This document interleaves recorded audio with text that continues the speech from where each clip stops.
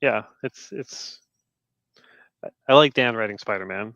It's nice to see him doing it again, and I like that it's such a different flavor from the main title, from what Zeb Wells and Romita Jr. are doing. I don't know. I could go on about Spider-Man all day. Oh my god. Well, to pivot a little bit, it's something that's actually happening a lot these days. Like the Spider-Man line's a good example, like you're saying, where there's different flavors being offered. Mhm. You're writing the current Batman book, Yeah. and that line is robust, but I feel like, at least from a retailer standpoint, you're all offering different flavors Yeah. of titles. And you were saying earlier, with Rom V sort of doing more kind of like a gothic Yeah. noir style. I think the first arc was called Gothic Noir or something. Yeah, Um, exactly. Yeah. um, Not too subtle, that Rom. yeah. Yours is sort of the bigger set piece Yeah. book. But what I really have been enjoying about it is that there's like all of your work, really. There's a heart to it. It's grounded in people. Yeah, I mean, you I feel like you have to have that no matter what kind of story you're telling. Yeah, without it, it's just a bunch of plot points. It's just a bunch of action, which, action could be fun, but Mhm. um, I don't know. You still need a reason for John Wick to go kill all those people. Like there's got to be something there, or else you're not connecting with the reader.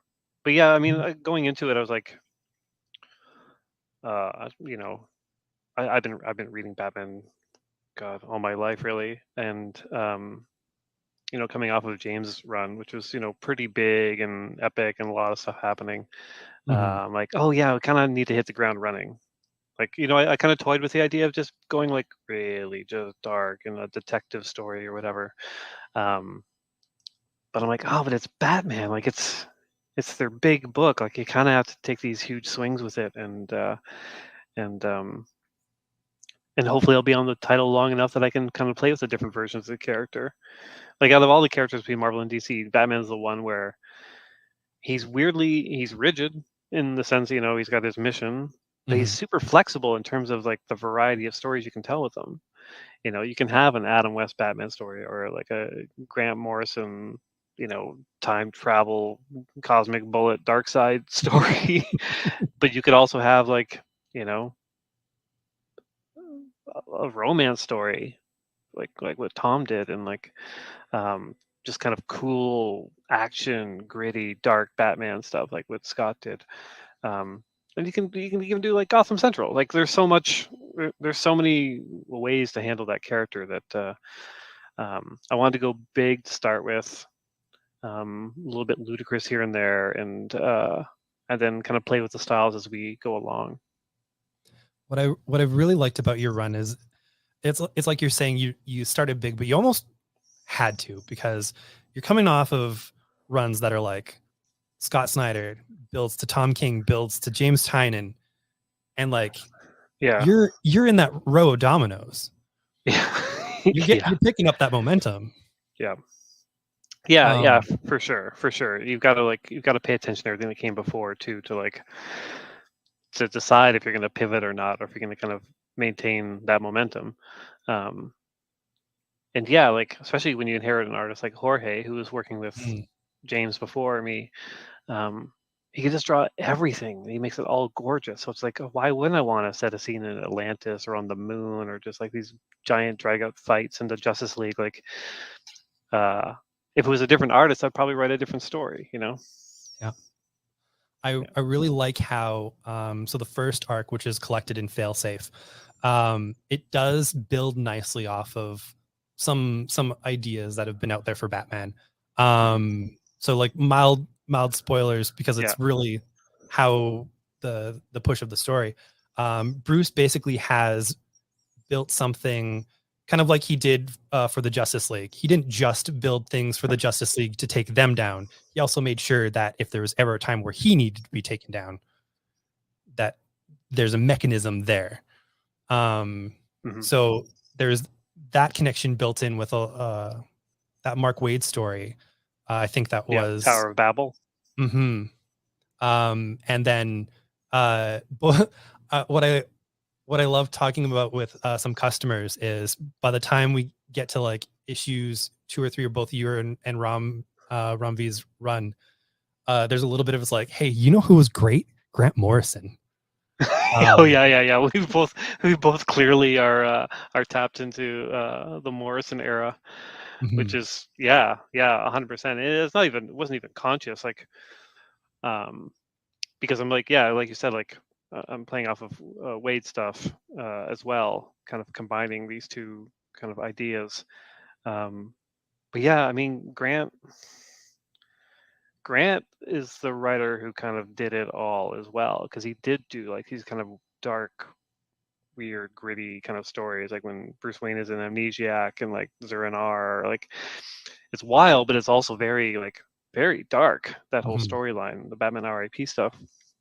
But he also introduced a new Robin, like and big excitement, and like I said, like the time travel stuff and Final Crisis, like or even going back to his Justice League run, like Batman versus Cosmic Menaces is as valid as Batman versus a mugger. Yeah. Uh, yeah, yeah. So Grant stuff is an influence, not just in terms of like the content and things that like I'm interested in mining from that run, but also in terms of like, oh, you can take big swings with this, because that was one of the I'm never, I don't know, I don't really shy away too much from tackling things in comics. Mhm. Um, but when I knew I was going to bring in, spoilers again, Zur-En-Arrh, the Morrison, well, not creation because it exists in the Silver Age, but kind of reimagining. Mhm. Uh, I hold that story in high regard. Like, I think it's just awesome, and it's kind of been on the shelf since then. I was like, well, yeah, it's on the shelf because like people are just like, oh, don't touch the thing that Grant Morrison did, but also like Grant Morrison did that to that character. Yeah. Like he took the Silver Age Batman of Zur-En-Arrh and did this cool new twist on it, and I think every writer, when they create for these companies, they're creating weird little gifts for the writers down the line. So it was super fun to kind of play with a lot of that, and I sincerely hope that they're not offended at anything I've done. I've never talked to Grant Morrison except like briefly at a convention in 2001. He'd never remember that. Um, I hope they see it's just continuing the story and like building on these cool things, and much like Spider-Man Life Story, bringing more readers to those original stories. Mhm. If me doing this in Batman Failsafe means more people check out Grant Morrison's run, I'm like, that's more than I can ever hope for. I'd rather they read Grant's comics than mine. Well, the good news is DC's getting a lot of that back in print now, Yeah, because of the yeah, movie announcements, which is really good. So yeah. it's It's awesome. perfect timing for some influence stories to also kind of bolster up. And when people are looking even to follow up if they're coming from the movie and getting Grant stuff, well, Exactly. here's some further ideas. Yeah, yeah. Um, so one of the things that I really enjoyed about this too, we talked about a lot of sort of how some of the building blocks that you have in place, Mhm. but it also just functions purely for a new reader. Um, like the things that you essentially need to know is are basically like Batman's that dude that you've seen in all the movies, Yeah. um, and go. Um, and Yeah, there are a lot of extra characters. Like his Bat Mhm. family is far greater than in like any of the movies, but that's part of comics, right? Yeah, and you explore all of these ideas in such a way that doesn't feel like you're sitting down and just being like, ah, yes, well, that time that this year happened, and really digging into that era. You're putting down the pieces in an interesting enough way to lead readers into exploring more if they want to engage with it deeper, um, while basically just serving your story and keeping the momentum going forward. And that's honestly a gift to retailers. We really appreciate that. I'm glad you do, because it's incredibly hard. It's probably the hardest part of writing the continuity comics, is making sure Yeah, making sure it doesn't ignore the stuff that came before, Hmm. um, and but also making sure that like when you do use the stuff, you're not stopping the story dead in its tracks to explain it. Yeah. Um, yeah, you want people to be able to pick up, the first issue of your run and like get into it and not be like, what? Why is he like this? What's happening here? Like you have to be able to Hmm. explain things. Um, yeah, very tricky, very tricky. So I'm glad it works for you. I find there's a similar balance in even trying to get a comic into somebody's hands. There's a specific threshold. You need to give them just enough information that you're not essentially. I always go back to, because it's what happened to me. When I was growing up, I didn't. Star Wars was not around me. That was not part of my family's lexicon, Yeah. and I was in these spaces, these comic book spaces, and so whenever I'd say, "Oh, I haven't experienced Star Wars," I would be explained in excruciating detail the plot of Star Wars. Oh God, which is not like a good plot. Yeah. Like So by the it's time I got around to them, uh, I wasn't engaging with them, yeah, because you don't get the surprise or the momentum, and so like you're saying, there's that balance that you need to strike where you're giving information, and some things might lead to some other questions, but so long as there's that internal consistency for your story, it keeps driving forward, most people are going to be on board. I yeah, find selling comics, if I'm over explaining uh these minute details and whatnot, that person uh, reaches a peak where you hmm do the quick pitch, and then it just keeps going down from there. yeah, yeah, And yeah. It's hard. you're hitting that peak, so that's good. Thank you. Oh, thank God. Yeah, yeah. I do worry the farther along I go. Like with Daredevil, I've written like 55 issues of it or something like that at this point, and Mhm. so it's very hard to kind of make it feel fresh for a new reader at this point because I'm building on stuff I've been working on for like 4 years. But you don't want characters to be like, remember when you did this? Well, now it's coming home to roost or whatever. I'm like, so it's so tricky the longer you go. uh, I'm happy you brought up your Daredevil run, because it is absolutely phenomenal. Oh, thanks. Um, One of the things that I really like about it is you're kind of you've been writing essentially almost three different stories, or at least parallel stories in my sense of it, because you have your Matt, your Fisk, and your Elektra, Hmm. and you're building all of these stories where they'll affect one character or another, and then they kind of end up smashing every now and then Yeah. and coming apart, and then uh, it it's built so well. I've loved putting that book into people's hands, because Daredevil also, when we're talking like who you're following on Batman, Daredevil's got an even longer rope for Yeah. that. Yeah. 100%. Yeah. That's the book that's like you're really joining a weird comics pantheon once you start to write it, and it's up to you whether or not you're going to live up to it. Because yeah, all eyes are on that title in terms of like quality, Mhm. because it stands apart from all the other Marvel DC books, or especially at Marvel, um, because Daredevil is its own thing and it has been since Miller uh, wrote and drew it. Mhm. Um, he's not an Avenger or a Fantastic Four or an X-Men or any of those, like, so he doesn't get caught up in any of that crossover, uh, you know, stuff. So you have the runway to kind of tell like wild or different stories and really kind of mess with the character and the tone. Yeah, no, it's been a gift. Like, um, yeah, I can't talk too much about what's coming up, but like uh, when there's a new writer, it's like,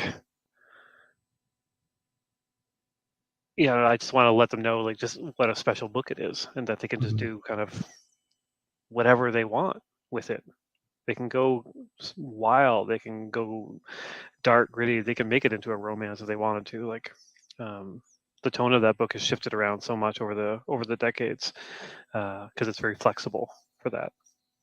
What I think was really smart, because there was that run of Bendis, Brubaker, and then went to Diggle, and the Diggle stuff didn't quite land. Yeah. And then that's when Stephen Wacker came around, and the Mark Waid, Chris Somney, Yeah. Marcos Martin, and Joshua Rivera, I think. That era that went more swashbuckly. Mm-hmm.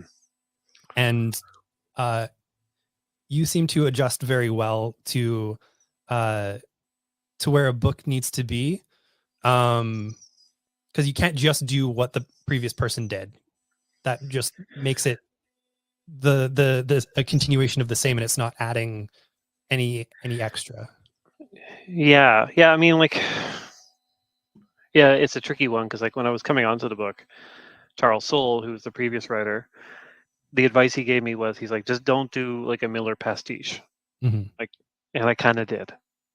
Like, as he was saying it to me, I'm just like, well, I am kind of doing it because, like, it's still like breaking him down, building him back up. Like, there are so many bits that are, that mirror like the Born Again storyline at the very Mm-hmm. least. But I knew it was a story I wanted to tell.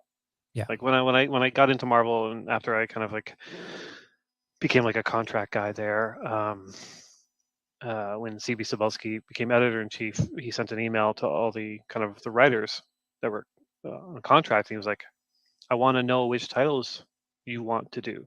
So when they come free, I know who to approach for it. And Daredevil was my number one pick, which I think probably surprised him, but in an intriguing way, which is why he offered it to me. He's like, okay, like, is this going to be a joke? Because at that point, I was known for Howard the Duck and like Star-Lord and some kind of fun Spider-Man stuff. So I think I had that going for me, the fact that like I seemed like a weird fit for the book. Mm-hmm. But even after he offered it to me, I didn't say yes, which is weird since I asked for it. Because I had to go and I had to think and I had to kind of reread and like kind of figure out what the story was that I wanted to tell. Yeah. I'm super lucky that they went for it. And I think one of the reasons why it works so well is you're not just breaking Matt down. That's sort of where I would say your take on a Miller pastiche is more fresh, because you're having these different kinds of breakdowns and rebuilds that shift with the characters and are very organically running from one thread into another. The stuff with Wilson Fisk, basically, for Daredevil, has always been sort of like the final boss in a lot of ways. Yeah. And to put him in a position that greatly reflects this world of like, oh no, like you're an entertainment. Yeah. The real power looks different than this sort of thuggish version, and him sort of confronting that about himself, and then alternatively like needing Matt, and then just like then needing to destroy him again. How all of those have been woven in. Yeah, it's he's my favorite character to write. Like, there have been so many takes on Matt Murdock and ups and downs and so forth. Wilson Fisk, I felt like there was still a lot of stuff that was kind of untapped. That new wealth versus old wealth. That I like in around issue 13, he has the dinner with the kind of the uber elite wealthy people, and it's very much dinner with schmucks. It's like it's cruel, and it's just like he's the freak show to them. To actually make Wilson Fisk scared, to make him sad, was a lot of fun. And also the fact that he only really shares a scene with Matt 3 times, I think, during the whole run. The fact that they're both going on these separate journeys, and then like the stories kind of kiss at various points. Super satisfying to write, and being able to kind of sunset him as well at the end of Devil's Reign was like greatly satisfying, because it then afforded me the ability to like not rely on him as much. And like, spoilers, if you're an X-Men reader and you're not caught up, quickly turn this off. Um, I wanted him on Krakoa Mhm. because there was always a question I was getting. It was like, oh, Typhoid Mary's a mutant. Why isn't she part of that story? And I'm like, well, because she's part of my story. Um, but the more I thought about it, the more I was like, I started to pitch Jerry Duggan, the X-Men writer, like a couple years ago, really, when I was planning Devil's Reign. I'm just like, I'm having them literally sail off into the sunset, and that sunset can be Krakoa. Like if you want that, like, let's make that happen. And he's like, oh, that's fun. And like, he started to come up with ideas, and we talked a lot about it. I think I pitched it to him, just like, he's just like, Wilson Fisk's always been in comics, like his cover was, he was a spice dealer, like just it's a ludicrous idea, but he was like Wilson Fisk spice dealer. Like, what if he actually became a spice dealer at Krakoa? I don't think Jerry went for that angle, but he's got plans. I'm just like, oh, that's really exciting. It's fun to see, to have a character disappear for a while and have them come back and have it feel fresh Mhm. because it's in another book. Because I think these companies kind of rely on these characters too much within their own titles, and to kind of like push them out into the world. Like, God, I'd love to do a Daredevil Magneto story. You know, Yeah. a It's a good Daredevil way to get fresh apocalypse. yeah, sorry. It's a good way No, to it's get true. fresh perspective on the different characters instead of, like you're saying, just smashing the same toys against each other over and Yeah, over again. yeah. So yeah, exactly. I'm super happy that Wilson Fisk is a life beyond Devil's Reign. Well, and to that end, as well, when you were saying that, yeah, Matt and Fisk like didn't really share much time together, and so when they did, the book felt dangerous in those Mhm. moments. Like, Yeah, okay, this is where the big thing is happening right now. And yeah, you built that beautifully through to Devil's Reign, and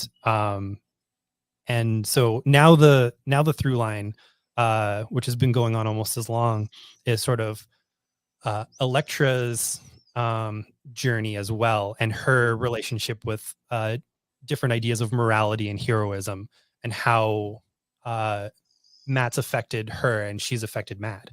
yeah, yeah. And like, it's been fun too to kind of portray that visually, because she adopted the Daredevil costume, her own take on it, so that, visually shows her kind of going towards Matt's side. But then when Matt kind of reemerges at the end of Devil's Reign, he's copying her Daredevil look.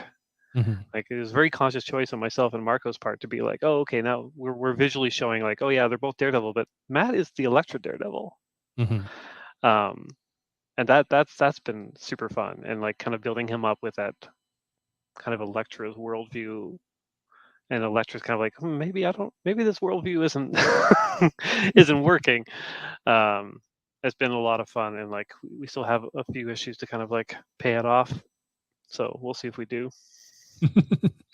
Well, if past performance is any indication, you're absolutely going to nail it.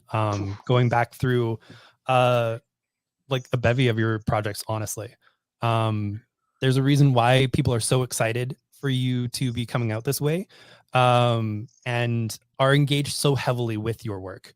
There's a lot of people who have spoken some specifics. One of our customers who's a lawyer, and I forget which part that he cited, and I'm a little bummed for that, but hopefully he'll be able to communicate in some way.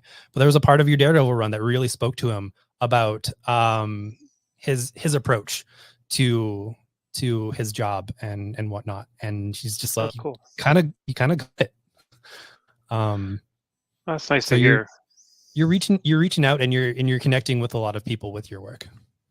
Cool, and it's weird because I haven't seen anyone in years. So this will be it'll be nice to actually meet readers driving across Canada, because like, yeah, I haven't done it since well before the start of the pandemic. So yeah, it's very Yeah. strange because I live in the woods, and you write these things and draw these things, and they just disappear, and you'll see an internet comment or whatever, and you're like, okay, well, that's not a real thing. Um, and you just kind of move on to the next script. So being able to actually meet people in person and see how much they enjoy or don't enjoy Mhm. the work, I think it's gonna be a fun experience. I, you know this from existing on the internet as well, but um, the internet rarely informs reality. Yeah, I see it every day in the comic store with people's buying habits and what certain sites or even just like people's general opinions have no reflection on what's selling, what's connecting with people, yeah, and how things are going. So I appreciate that. Yeah, you're operating in a bit of a vacuum of actual information on that. yeah, yeah. That's Um, true.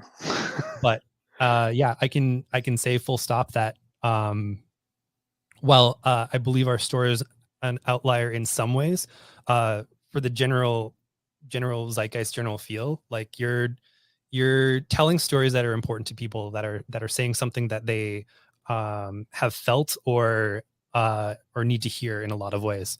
Um, if it's Daredevil doing uh, the rich kind of being the real puppet masters, or the public domain where you have um, that balance of like art and commerce and people and all of these stories. There's something at the core of it. There's a purpose to it, and that purpose is being appreciated. Oh, I appreciate that. Yeah, I'm still here. Can you hear me? yeah. Okay. Well, I'm going to wrap that up because I believe our camera died. Oh, there you go. Um, yeah, this is very much our streaming show because sometimes we'll forget to charge up the camera. So I want to thank you so much for your time, Chip. It's greatly Yeah, no problem. appreciated. Yeah, my Um, pleasure. for one more time, on May 20th, Saturday from noon to 3, Chip will be in our store doing signings.